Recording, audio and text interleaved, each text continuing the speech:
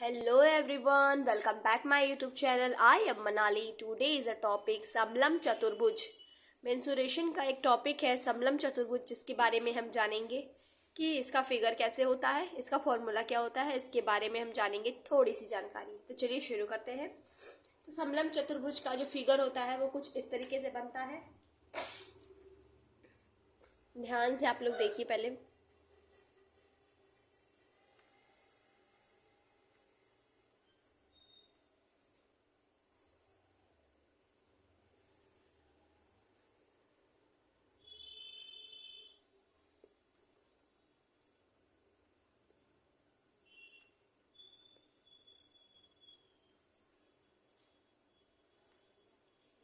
ये देखिए, ये हमारा जो है समलम चतुर्भुज है.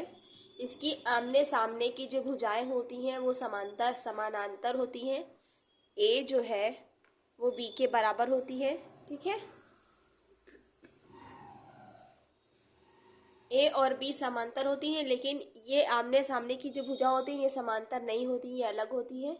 और इनके बीच की जो दूरी होती है वो होता है हमारा h. तो चलिए हम जानते हैं. तो हम बात करेंगे समलम चतुर्भुज का परिमाप.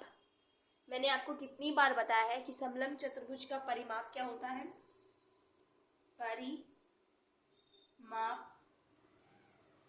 परिमाप बराबर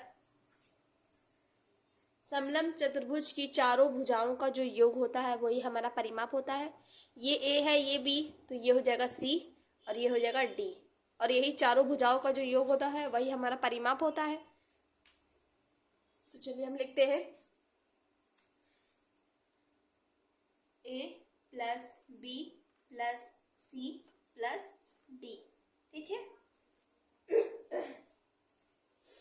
अब हम जानेंगे समलम चतुर्भुज का क्षेत्रफल. क्षेत्रफल क्या होता है. क्षेत्रफल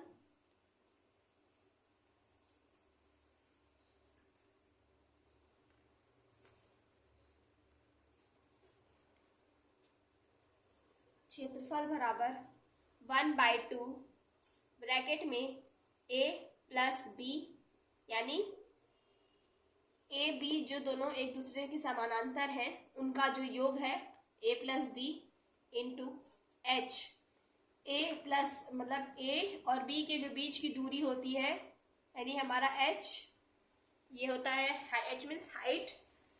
तो ये हमारा समलम चतुर्भुज के क्षेत्रफल का फॉर्मूला हो गया.